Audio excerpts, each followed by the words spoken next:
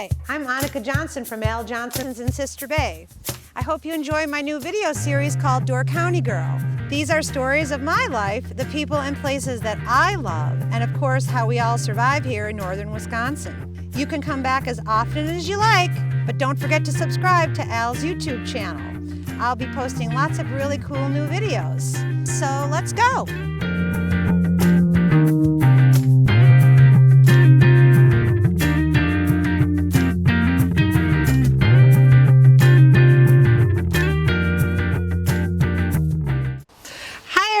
Welcome to another episode of Door County Girl, and today it's our second tour of the Ridges Sanctuary in Bailey's Harbor, and we're going to take a little hike on the nature trail with Katie Krouse, and this is where we're going to start. So I'm going to let you take off with this because I actually, again, I'm going to confess, I'm not ashamed to admit it, I've never been on this trail. Well, this is the perfect time to experience it. So we're at the Nature Center at the Ridges, and this is the entrance to the sanctuary. This is really the best place to start. We start out here with our, archway entrance and head out onto our Hidden Brook Boardwalk, which is an accessible boardwalk that was built in 2016 as a place for everybody to be able to enjoy and experience nature. We do have a $5 trail fee to hike on the trails. This is don't be so weird, people. $5 for a lifetime experience of beautiful nature and what they've done here. Yes. So, and on the flip side, our trail fee really does contribute to the preservation of the sanctuary itself. Yes. Every single dollar goes into ensuring that the sanctuary is protected. So you can do that here. We have these kiosks at many of our trailheads. We do also have our nature center open for people to come and learn a little bit more before heading out onto the trails. Okay, well, let's go check it out. I love it. There's another beautiful saying. Yeah, in the last episode we were talking about Emma Toff's quote. My mom always picks flowers too, and I always say, Mom, you should just leave them. Yeah. But I like it. When I was little, I picked flowers, but now I think differently a little bit. It's part of the learning experience, right? In order to appreciate something, we, have to learn about it in a couple different ways. Well, it's beautiful in here. Yeah, so we're heading out into the sanctuary, and this whole area that we're walking within is a relatively recent acquisition for the sanctuary within the last 20 years, and it was to connect the sanctuary itself to the town of Bailey's Harbor. And then we have this amazing nature center that really connects us right in. Okay, well, tell a little bit, what's a sanctuary? Yeah. What is it? So this sanctuary is really known for the ecological benefits of the sanctuary itself. So we're walking through, you hear that? What was that? Some birds are calling at us. It sounded like a goldfinch or something. But we're walking through the sanctuary, which is a protected piece of land that really is everything that it just is protected land. And so the Ridges Sanctuary protects and preserves this ecosystem, about 1,600 acres here in Bailey's Harbor. And what we're walking into is a really unique type of forest. We're walking into a boreal forest, which is, for lack of a better definition, a cold climate forest that you would typically find much further north in Canada.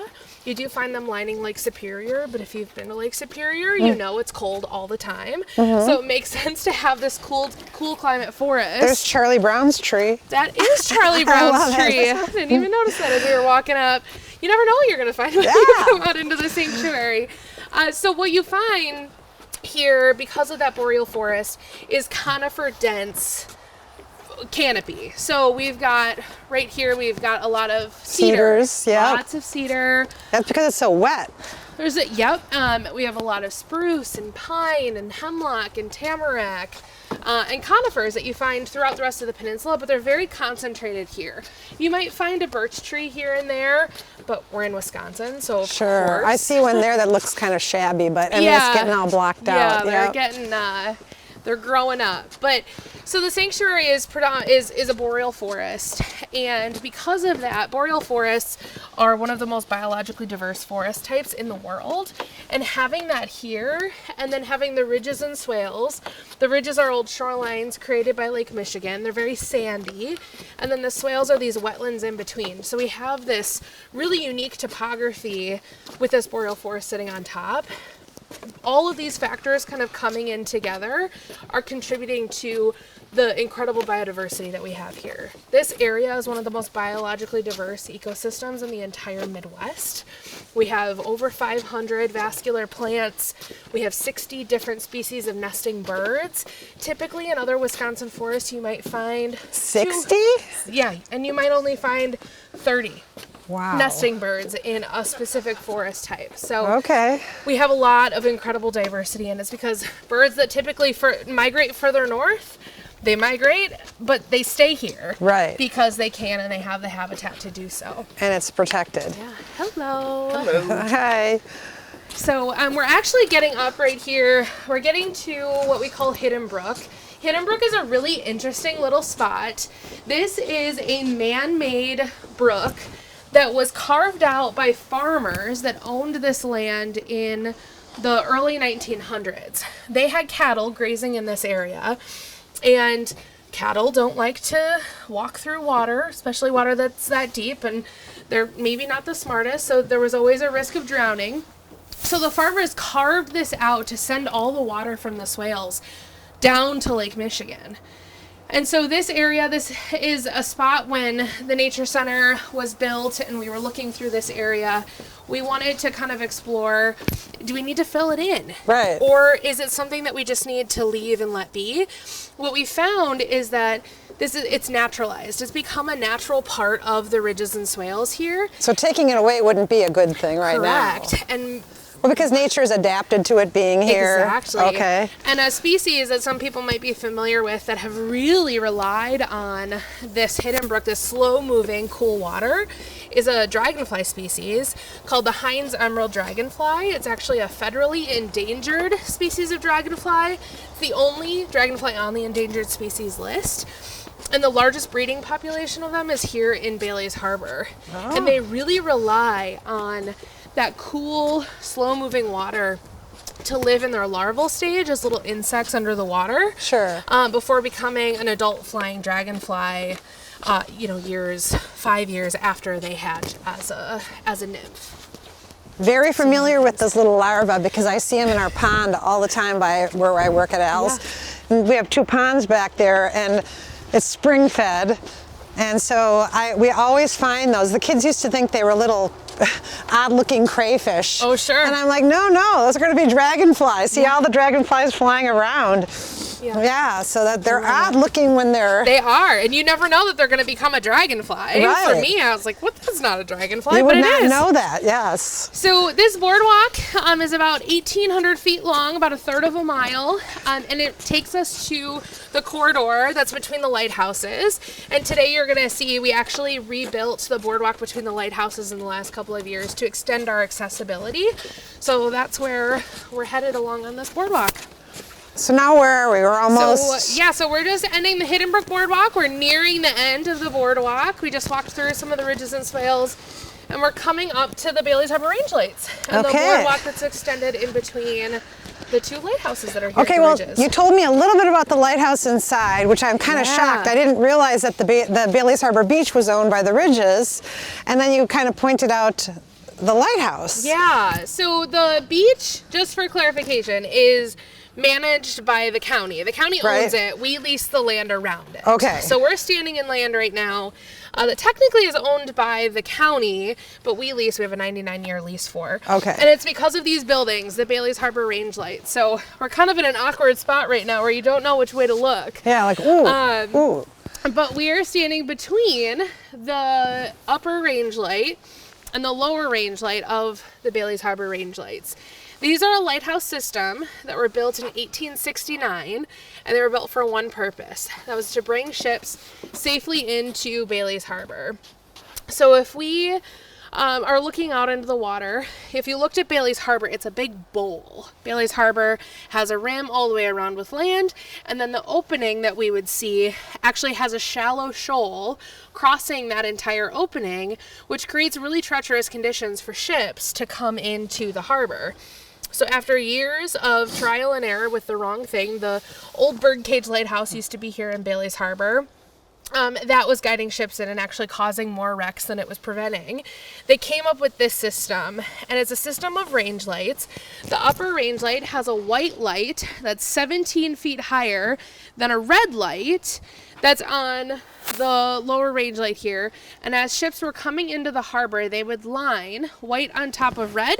And if the lights were perfectly in line, then the ships knew that they could come into the harbor safely. Oh my gosh, that's a great piece of information. So you could use them for, any navigational needs. You can use them today. They were reactivated in 2015 after the Nature Center, the Ridges, actually used the upper range light as our offices until 2015.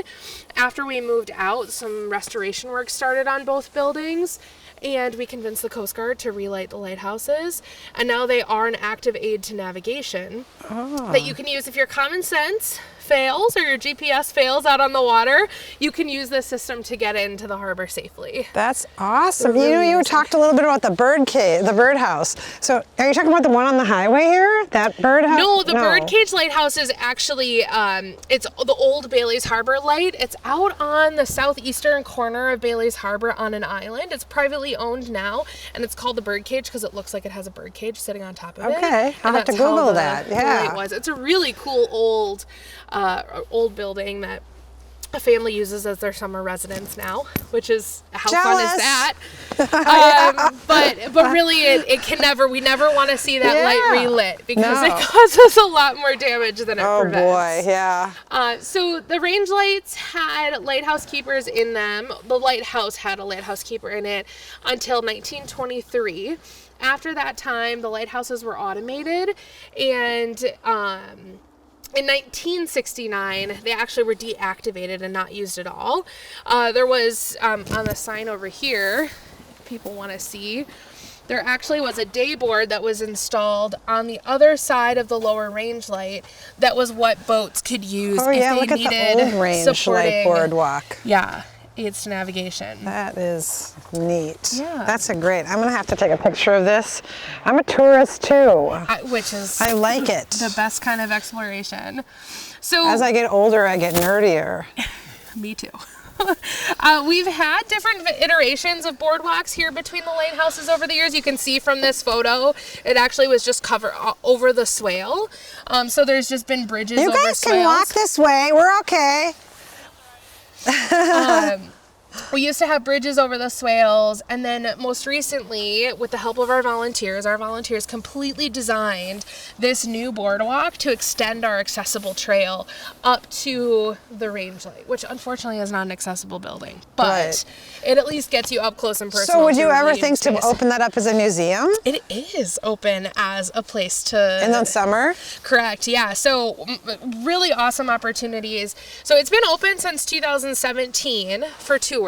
We've restored the building to its 1910s era. And we actually have a really cool live-in resident docent program. You can actually sign up to be a resident docent at the lighthouse. You just have to open it up for tours, but you get to live in a lighthouse for a week. I always said that. What were we talking about when we went to Washington Island? What's the one that we said, God, I would love to be and just learn about it. Potawatomi Lighthouse has the live-in docent program. I kind of want to try to learn to do that. Yeah, it's very cool. If you like talking to people, it's the greatest thing to...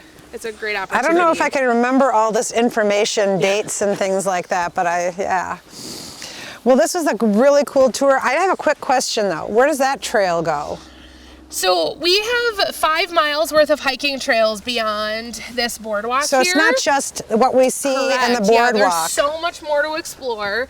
We have, I think, 6 different trails that run on the ridges and then trails that cross over the swales. Okay. So if you really want to see the sanctuary and understand the ecological and the landscape that we have here, this is where you want to go. You want to go out and venture into the sanctuary trails. So, this is for the rugged hikers that like it. Yeah. But it's all sand. It's completely flat. That's awesome. There's boardwalks across all the wet areas. Well, I'm going to come back and hike it. And total amount of trails, you said miles? 5 miles. 5 miles. 5 miles, yep.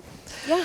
Well, this is really great. I love it. This is one of my favorite ones. Oh, good. I've never been here. This is really just like this too. Yes, I love it. Well, thanks for joining us for this episode of Door County Girl. This was probably one of my favorites. And if you've never been here, you should come here. They're open in the winter still, right? We are. The sanctuary trails are open daily, dawn till dusk, with the exception of the 9-day gun deer hunting season around Thanksgiving. And our nature center is open throughout the winter, limited hours in the off season, but we are open. And if we have snow on the ground, you can come out and go snowshoeing. Yeah, and you know what? You have the whole place to yourself. It's so quiet and nice right now. Yeah. Do they hunt in here? They can. People cannot right here where we're standing, but within our 1,600 that's why you're acres, closed then. we just closed just to be Okay. safe. All right. Yeah. Well, thanks for joining us, everybody. Don't forget to like and subscribe at the bottom of the page, and you'll meet more cool people like Katie. And living in Door County is a big dream for her, so I love it. Yes. I love it here too. Anyways, bye everyone. Thank you. Thanks for watching Door County Girl. Don't forget to subscribe, and we will see you next time.